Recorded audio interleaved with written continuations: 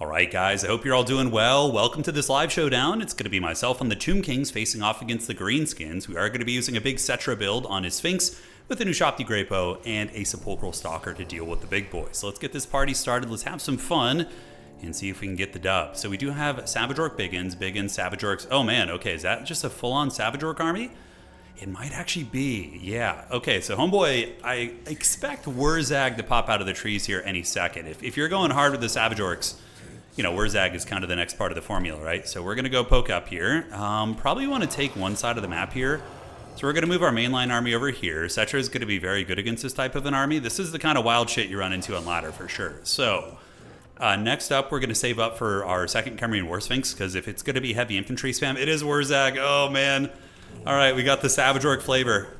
So we're going to run away from Wurrzag and attack the weak side of the army. And hopefully the Shopti Graypos can put some good hurt down. We'll see what they can do. All right, so we got the victory point. We're going to go start poking at these bad boys. We're going to move you across to go after these. And we will have a second Sphinx soon. And yeah, I mean, this is a very ideal situation, right? Shooting at the Savage Orcs with these guys. But we're going to need some actual meat to get in front of them here. So Cetra can poke and we can just value trade. We got Wurrzag in the trees. And I would imagine there's going to be other units lurking. He could have some sort of missile units. I don't know. But we're very, very close to getting another Sphinx out, which is going to be great. Yeah, we can't really dodge that. Doesn't do too much damage anyways, though, so I'm not too concerned. And let's just kind of continue charging here, run through these guys. And it looks like the Savage Orcs are going to be turning around to go after Cetra, at which point we can use the debuff right there. Does a little bit of damage. And second Sphinx is going to be out in a moment. You guys just kind of park up like so. Let's put you in control group 4. Run back here, and now the Shopti Graypos can basically just start teeing off on these guys. We'll just really, really lay into them nice and good. All right, so they got hammered. Let's get another Sphinx. We're going to get it out here to play this objective. And, you know, even though the Savage Orcs do have their weaknesses, they're really good at killing infantry, so we need to be very careful. He's going to try and snare me here, but really not too big of a deal. I don't think the Savage Orcs are going to do much DPS here. So we're going to get the Sepulchral Stalkers around the side to shoot into the side of these units. We're going to form the dreaded pencil formation, so we're going to... It's always a little bit tricky to do that there. So, yeah. That's going to give less frontage there. We're going to run you guys in, and we can yield the objective for a moment, right? Okay, so he's going to get the objectives totally fine, and in the meantime, we're just going to keep value trading, because hopefully we'll be able to kind of knock him offline here and really, really just give him the business. All right, so Sphinx is coming in, and on the side, we do see, oh my god, it's a rogue idol. This guy's a madman. Oh no. All right, so yes, it is going to be the dreaded rogue idol. All right, so we're going to do this, we're going to do this. And we are going to start shooting you guys with laser beams. We have our pencil formations ready to absorb the charges. And in the meantime, we're going to get you guys over there. And what we can do is we can call in Shopti to go start pressuring that side. Okay, so we do get snared, but what we can do in response is just give ourselves Fizz Res, which is going to be fine. And we can retreat you back. And these are Arawaru Shopti, so they're not going to be super amazing here against these guys. Yeah, not going to be super amazing. All right, so the second Sphinx rampaging through. We need to get it on top of the biggins here, and we don't want to let the rogue idol boink us, right? We don't want any of that smoke. So let's get on the Savage Orcs. You guys keep shooting, and we can call in some light horsemen here on the flank to rear charge some of these bad boys as well. All right, so we need to get back here and really, really just make sure they don't get into the backfield there. We should be able to win pretty decisively on this side, and let's make sure they don't breach through here. Let's get these Shopti Graypos back and get the Eyes of the Desert to be shooting there. Okay, so big man, let's get him behind the orcs, and yep, charges are going pretty good. The big Sphinxes are fighting and doing some pretty good work. Those are Savage Orc Biggins, so I'm happy to debuff them. Let's retreat you guys back, and that side's looking good as well. Okay, you horsemen, I think, yeah, we rear charge here, do this and this, and the Savage Orc Wah, it continues, man, it's no joke. Shopti Graypos, we need to shoot at the boar boys if we can. So let's go ahead and hotkey the big boys together if we can. That's going to be nice. So we're going to group them together, run back this way, try and bunker bust the backfield here, and the Sepulchral Stalkers should be in shooting range now. Meanwhile, we do manage to fold up the other side, so we're going to jump on that, and that means we could just kind of play very defensively here and just pull back and, you know, play very, very cautious. All right, shooting laser beams to the big man, and it looks like the Biggins are going to be moving in. So what I can start doing, since it's going to be Baconator spam for my opponent most likely, is calling out some halberds, which I think is going to be pretty nice. Laser beams are doing good. We do manage to flip the side objective there, so looking nice. And yeah, the big rogue idol's coming in, so we can kind of cautiously run back. It's not even a huge deal if we lose this point, because we could simply just rotate to the other ones, right? With our Sphinxes and all of our mobility and stuff, so that is going to be A-okay. So let's keep pulling back to the spears, and we do have the Tomb Guard halberds coming out. We could do the Shopti summon right here to target those guys. And let's get the big Sphinxes back a little bit while the Savage Orcs continue chasing in, and we were able to really fold up the side there. Okay. Sepulchral Stalkers this way, Cetra, and the big man over here. I don't even know what's doing damage to me, really. Is it the Rogue Idol? I know there's some Baconators nearby, but man, it feels like they're doing some nasty work. So Sepulchral Stalkers can get in there. We're going to go ahead and do a little bit of this, so give them some Fizz Res. All right, so those guys going to move back this way. Ushopti going to move in, and it looks like we were able to escape. I honestly don't even know what was causing so much havoc there, but it was something nasty, man.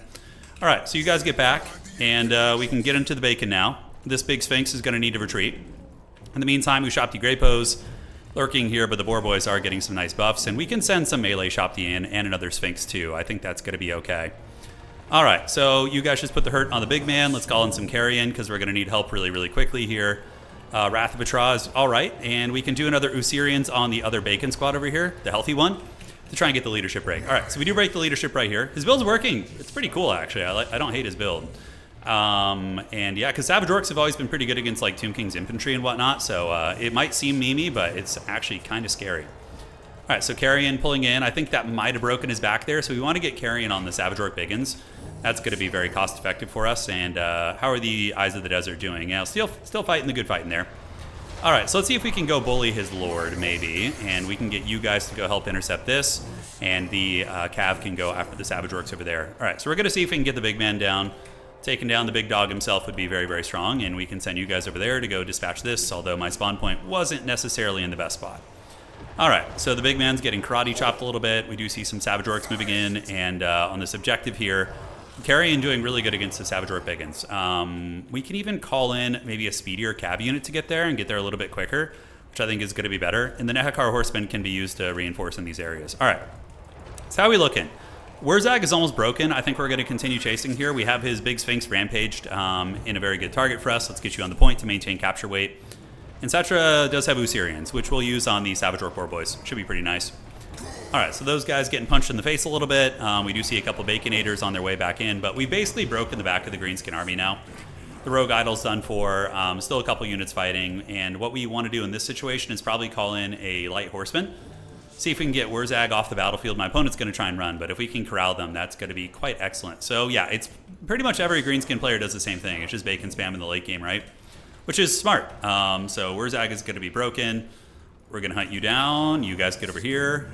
And then we can get the Ushopti on the backside of the objective and prepare our hold here. All right, so I don't mind sacrificing some of these guys. Just let them go to the dogs there, you know, for now.